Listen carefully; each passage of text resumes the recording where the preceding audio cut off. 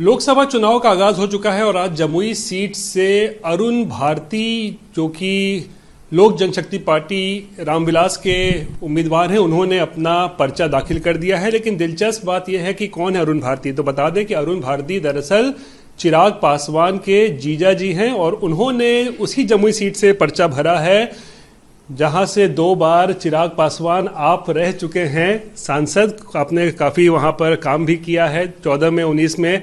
इस बार वो सीट आपने आखिर क्यों छोड़ दी है चिराग, ये बताइए पहले। देखिए, मेरे सामने ना दुविधाएं थी, 2 दुविधाएं। एक, मेरे पिता की कर्मभूमि की जिम्मेदारी जो उनके जाने के बाद एक पुत्र होने के नाते मुझे लेनी चाहिए, और दूसरा मेरे खुद की कर्मभूमि की जिम्मेदारी, अगर मैं उसको ना निभा पाऊं तो मुझसे बेहतर और कौन उस जिम्मेदारी को निभा पाएगा, ये चयन करने की। तो मैं इन 2 राहों पर था। एक राह का फैसला बहुत आसानी से हो गया कि ठीक है, पिताजी नहीं तो अब मैं हाजीपुर जाऊंगा और उनके अधूरे कार्यों को, उनके अधूरे सपनों को पूरा करूंगा, उनकी जिम्मेदारियों को मैं अब अपने कंधों पर लूंगा। हाजीपुर को मेरे पिताजी ने अपनी माँ का दर्जा दिया था, तो मेरे साथ हाजीपुर का वो रिश्ता है। As a kid I used to go there. जब मैं राजनीति को नहीं भी जानता था तब भी बचपन से जाता रहा हूं, तो वो रिश्ता रहा है। पर ये रिश्ता मैंने अब पिछले 10 सालों में जमुई से के साथ भी बनाया था, जमुई वासियों के साथ भी मैंने बनाया था। अब ऐसे में अगर मैं वहां नहीं हूं तो कोई भी और संभवतः शायद उस भावना को नहीं समझ पाएगा जिस भावना के साथ मैं जमुई वासियों से मैं जुड़ा हुआ हूं। ऐसे में मेरा कोई अपना ही, मेरे कोई परिवार का ही सदस्य जमुई को वो प्यार, वो इज्जत, वो सम्मान दे सकता था जो मैं हमेशा से देता आया हूं या जो मैं देना चाहता हूं। कोई और होता, सांसद, जनता का रिश्ता होता, बट मेरी बहन से बेहतर और कौन। तो ऐसे में मेरी बहन, मेरे जीजा जी, आज जब उन्होंने वहाँ पे नामांकन किया है तो मैं उम्मीद ही नहीं, मुझे विश्वास है कि जैसे मैं बेटा बनकर रहा, मुझे लगता है मुझसे बेहतर बेटा और मुझसे बेहतर सांसद वो साबित होंगे। तो अरुण जी, जो आपके जीजा जी हैं उनको आपने वहाँ से उम्मीदवार बना दिया है, लेकिन चिराग इसको लेकर एक सवाल भी खड़ा हो रहा है, परिवारवाद। आपको भी पता होगा, इसको लेकर सवाल खड़े हो रहे हैं कि प्रधानमंत्री हो या बीजेपी लगातार परिवारवाद को मुद्दा बनाती है। तो यहाँ सवाल हो रहे तो फिर चिराग पासवान भी तो परिवारवाद को आगे बढ़ा रहे हैं। भाई, प्रधानमंत्री जी के परिवारवाद की अगर आप परिभाषा सुनेंगे, मुझे लगता है लास्ट जो सत्र हुआ पार्लियामेंट में, उसमें उन्होंने बहुत खूबसूरती से और बहुत क्लियरली उन्होंने परिवारवाद की परिभाषा को उन्होंने डिफाइन किया। और उन्होंने इस बात को स्पष्ट रखा कि अगर कोई अपना संघर्ष करके, कोई मेहनत करके सामने आता है, जस्ट बिकॉज कि वो व्यक्ति आपके परिवार का है इसीलिए आप उनको आने से रोके, ये गलत है। और रोहित, मैं भी ईमानदारी से मानता हूं कि किसी बड़े व्यक्तित्व का सुपुत्र या सुपुत्री होना आपका सौभाग्य हो सकता है, पर आपकी काबिलियत नहीं। सौभाग्य आपको मौका दे सकता है, बट काबिलियत ही आपको उस जगह तक पहुंचाएगी। आज अगर मेरे जीजा जी में वो काबिलियत नहीं होगी तो संभवतः जमुई की जनता उनको नहीं स्वीकार कर पाएगी। पर अगर वो मेहनत करते हुए दिखे, दिन रात वैसे ही दौड़ते हुए दिखे, प्रयास करते हुए दिखे, परिश्रम करते हुए दिखे, तभी जनता स्वीकार करेगी। मेरे साथ भी I was also a nepo kid in 2014, I'll say I was a nepokid, not in 2019। 2014 में मेरे साथ ये जोड़ा जा सकता था। 14 में मुझे 85,000 मत मिले थे, बट उसको मैंने 2.5 लाख मतों के अंतर में मैंने बदला, जहां पे 2.5 लाख 19 में 2.5 लाख के मार्जिन से मैं जीता। तो कहीं ना कहीं जनता का विश्वास मुझ पर बढ़ाना, तभी उन्होंने मुझे ये आशीर्वाद दिया। और कल आप जीजा जी को जब लेकर गए अपने चुनाव कॉन्स्टिट्यूएंसी में, तो आपने वहाँ पे एनडीए के नेता कार्यकर्ताओं को इंट्रोड्यूस कराया, परिचय कराया, ये हमारे जीजा जी हैं, अब आपका समर्थन चाहिए।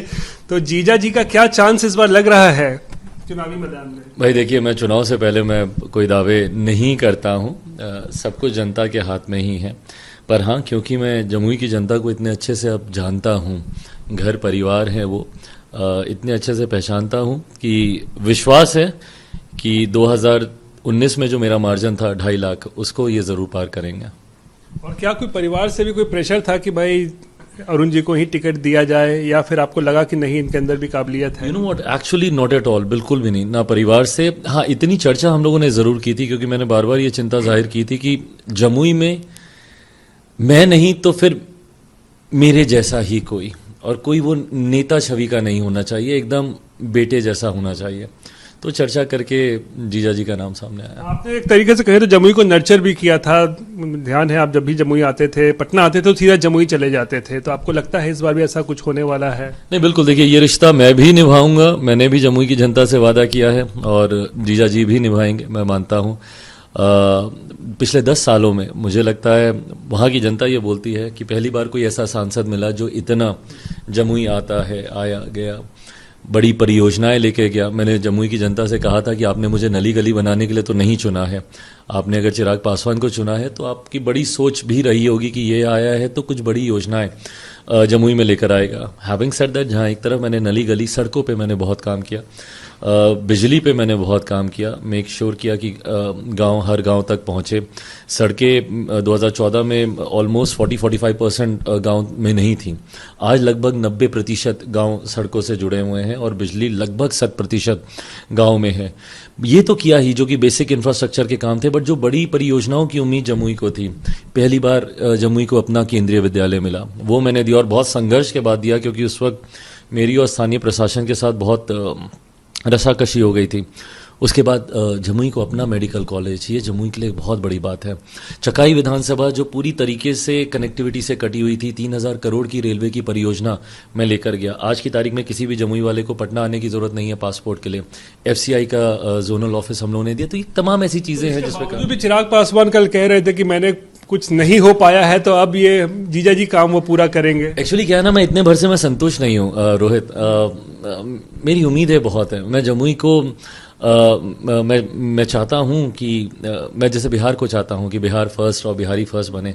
वो तभी बनेगा जबकि हर जिला compare to any other district in our country उतना ही विकसित जिला हो। नीति आयोग की रिपोर्ट ने मेरे मनोबल को बहुत बढ़ाया। अभी कुछ हफ्तों पहले नीति आयोग की रिपोर्ट आई, जमुई रोहित 2000 एस्पिरेशनल डिस्ट्रिक्ट्स में, तो 2014 में जमुई 99वें पायदान पर था, 2019 में 9वें पायदान पर था और अब 2024 में पहले पायदान पर है। अच्छा, तो ये बताइए क्या कोई वहाँ लगता है आरजेडी के उम्मीदवार कोई कड़ी टक्कर दे पाएंगे? वहाँ से आरजेडी ने उतारा है एक महिला को। देखिए, मैं हमेशा से, आप मुझे जानते हैं, मैं हमेशा सकारात्मक राजनीति करने का पक्षधर रहा हूँ। किसी को डाउन साइज करके या किसी को डिमीन करके या बोल के अरे इनसे क्या होगा उनसे क्या होगा, मैंने कभी ऐसा नहीं किया। मैंने 2 चुनाव लड़े, बट मैंने कभी, मुझे नहीं लगता, और आप आर्काइव्स में भी देखिएगा, मुझे नहीं लगता कि शायद मैंने कभी अपने ओपोनेंट का नाम तक भी मैंने लिया हो। क्योंकि मुझे अपनी लकीर इतनी लंबी खींचनी है कि ऑटोमेटिकली मैं आगे निकल जाऊं। मुझे दूसरे की लकीर को काट कर, उसको छोटा कर कर, उनको डिमीन कर कर मुझे आगे नहीं बढ़ना। जीजा जी की जीत पक्की आपको लग रहा है इस बार? मैं मानता हूं। अच्छा चिराग, चलिए, तो जीजा जी की बात हो गई कि अब उनको आपने उतारा है। नीतीश कुमार के साथ क्या कुछ चल रहा है? क्योंकि आपने उनसे मुलाकात भी अब की है, बड़े सौहार्दपूर्ण तरीके से आपको वो पकड़े हुए थे, तस्वीरें भी वायरल हुई हैं। क्या लगता है सब कुछ ठीक हो गया है, जो पुराने कुछ गिले शिकवे जो भी थे आपके? देखिए, मैंने इस बात को बहुत क्लियरली बोला है कि आपको प्रायोरिटाइज करना ज़रूरी है, प्राथमिकताएं आपको तय करना ज़रूरी है। आज की तारीख में जब हम मौजूदा प्रधानमंत्री आदरणीय नरेंद्र मोदी जी को तीसरी बार देश का प्रधानमंत्री बनाने के लिए हम लोग संकल्पित हैं, जब एनडीए के तमाम साथियों को 400 प्लस का लक्ष्य दिया गया है, उसमें बिहार की 40 सीटें बहुत महत्वपूर्ण हैं। ऐसे में किसी 2 घटक दलों के बीच के मतभेद की वजह से गठबंधन को उसका नुकसान हो जाए, ये कतई उचित नहीं है। ऐसे में क्लियरिंग द एयर का प्रयास मुख्यमंत्री जी के द्वारा, मेरे द्वारा, दोनों पार्टियों के नेताओं के द्वारा ये प्रयास हुआ ताकि गठबंधन को वो मजबूती मिले, नीचे कार्यकर्ताओं को वो क्लियर सिग्नल जाए, कोई किसी दुविधा में नहीं रहे। इसके लिए ऑफ कोर्स लोक जनशक्ति पार्टी, रामविलास को और जनता दल यूनाइटेड को, we have to walk an extra mile. वो प्रयास हम दोनों कर रहे हैं ताकि नीचे किसी तरीके का कोई कंफ्यूजन ना हो। तस्वीरें आई हैं, उसमें दिख रहा है नीतीश कुमार आपको पकड़े हुए हैं। क्या बात हुई थी? नीतीश कुमार ने क्या कहा? अरे देखिए, हमने हमेशा बोला रोहित कि वो मेरे बड़े हैं। मैंने जब उनकी नीतियों के बारे में भी जब चर्चा की, तब भी मैंने व्यक्तिगत तौर पर उनका हमेशा मैंने सम्मान किया है। आपने कई ऐसी तस्वीरें देखी जहां मैंने उनका पाँव छुआ, उनका आशीर्वाद लिया। ऐसे ही उसी क्रम में आज गया, उनका पाँव छुआ, उन्होंने गले लगाया। बड़े हैं मुझसे, बड़ों का आशीर्वाद जितना चलिए भूल जाइए पुरानी चीजें, ऐसी कुछ बात हुई? मतलब चर्चा हुई वहाँ पे, काफ़ी चीज़ों को लेकर वहाँ पर चर्चा हुई, चुनाव को लेकर वहाँ पर काफ़ी चर्चा हुई। बट हाँ, भूल कर अब आगे तो बढ़ना है। ये चीज़ लेकर क्या चर्चा हुई? नहीं, ऐसे ही सीटों को, प्रत्याशियों को लेकर, चुनावी रणनीतियों को लेकर, कहाँ पे कितने प्रोग्राम, कैसे प्रोग्राम, मुख्यमंत्री जी के कब, प्रधानमंत्री जी के कैसे कैसे कार्यक्रम लगेंगे, क्योंकि हम ही नहीं थे, भाजपा के भी तमाम वरिष्ठ नेता वहाँ पर मौजूद थे। उप मुख्यमंत्री भारतीय जनता पार्टी के बिहार प्रदेश के अध्यक्ष सम्राट भाई भी वहाँ पर थे, मंगल पांडे जी भी थे, बिहार के मंत्री। तो सब कुछ ठीक हो गया है नीतीश कुमार के साथ, कोई आपको गिले शिकवे तो अब नहीं है, उनकी नीतियां या ऐसी से आज की तारीख में उसका कोई मायने ही नहीं है ना। जब हम लोग लोकसभा के चुनाव की बात कर रहे हैं, जब हम लोग बड़े लक्ष्य की ओर अग्रसर हो रहे हैं, तो ऐसे में इन बातों के अभी कोई मायने नहीं है।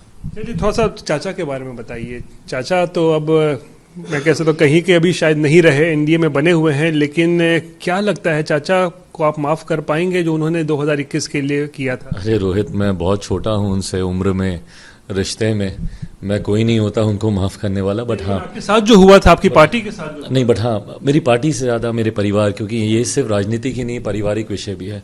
और मेरे परिवार के कई ऐसे बड़े हैं जिनको उनसे बहुत नाराज़गी है, बहुत ज़्यादा नाराज़गी। बिल्कुल, मेरी फूफा हैं, आप उनसे बात कीजिएगा, मेरे फूफा जी से आप बात कीजिएगा, उनको जो नाराज़गी है, मतलब मेरी फूफा उनको राखी बांधने तक नहीं जाती, इतनी नाराज़ हैं कि उन्होंने पापा के जाने के बाद जो जो चीज़ें पार्टी परिवार के साथ की।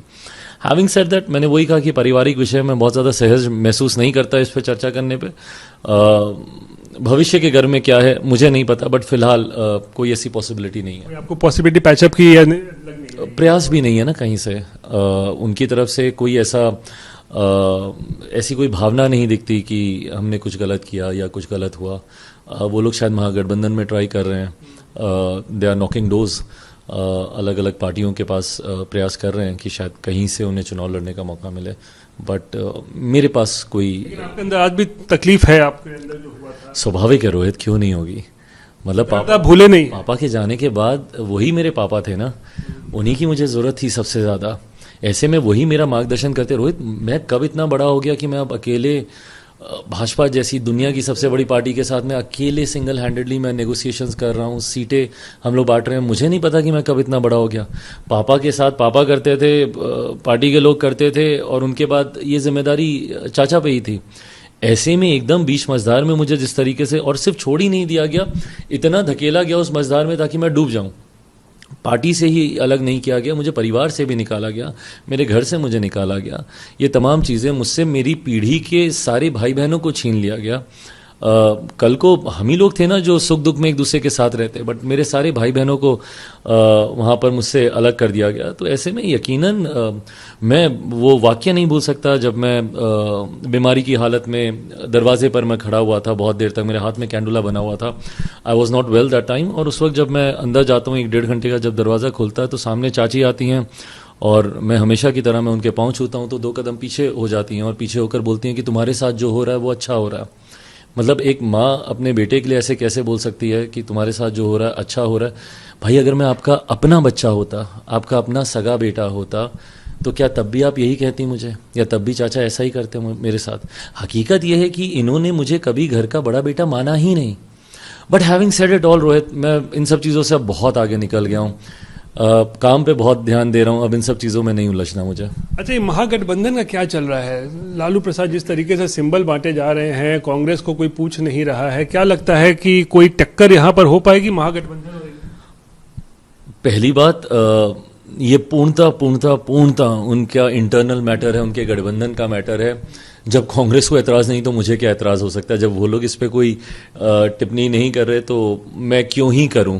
बट हाँ, मैं इतना ज़रूर बोलूँगा, राजनीति में हूँ और गठबंधन धर्म की मर्यादा। आज जब आपने मेरे मुख्यमंत्री के बारे में पूछा, तब भी मैंने यही बोला कि भाई, गठबंधन धर्म की मर्यादा कहलाती है कि हम लोग को सारी चीज़ों को छोड़कर अभी एक साथ आना चाहिए। हम लोगों को, राजनीति का विद्यार्थी हूँ, स्टूडेंट ऑफ पॉलिटिक्स हूँ, हम लोगों ने सीखा ही यही है कि सबसे ऊपर राष्ट्र हित होता है, फिर गठबंधन का हित आता है, फिर आप जिस दल के हैं आप उस दल का हित आता है, और आखिर में कुछ बचता है तो इंसान अपने व्यक्तिगत हित के बारे में सोचे। ऐसे में गठबंधन की मर्यादा कहती है कि आपको बिना चर्चा किए हुए, बिना एक एमिकेबली एक डिसीजन पे पहुँचे, इस तरीके से सिंबल बांटना उचित नहीं है। बट हैविंग सेड दैट, वो उनका मैटर है, बांट रहे हैं। इंडिया गठबंधन का कुछ लगता है, कुछ क्या रहेगा उनका? देखिए, आज की तारीख में तो नहीं लगता। पहली बात तो इंडिया अलायंस अब रहा कहाँ है मुझे नहीं पता। जो इसमें सबसे सक्रिय और मजबूत भूमिका निभा रहे थे मेरे मुख्यमंत्री जी, अब वो तो खुद ही इतने मजबूती से अब हम लोग के साथ हैं। अगर मैं बिहार की बात करूं रोहित, पिछली बार हम लोग सिर्फ 3 दल थे, भारतीय जनता पार्टी, जनता दल यूनाइटेड और लोक जनशक्ति पार्टी। 3 दलों ने ही मिलकर 40 में से 39 सीटें जीत ली थी। इस बार तो अब 2 और मजबूत दल हम लोग के साथ आ गए हैं। आदरणीय जीतन राम मांझी जी हम लोग के साथ आ गए हैं, आदरणीय उपेंद्र कुशवाहा जी हम लोग के साथ आ गए हैं, तो ताकत हम लोग की और बढ़ी है। तो ऐसे में स्पेस ही नहीं बचता ग्रैंड अलायंस के लिए या इंडिया अलायंस के लिए। आखिरी सवाल, पिता की तरह कुछ भविष्यवाणी?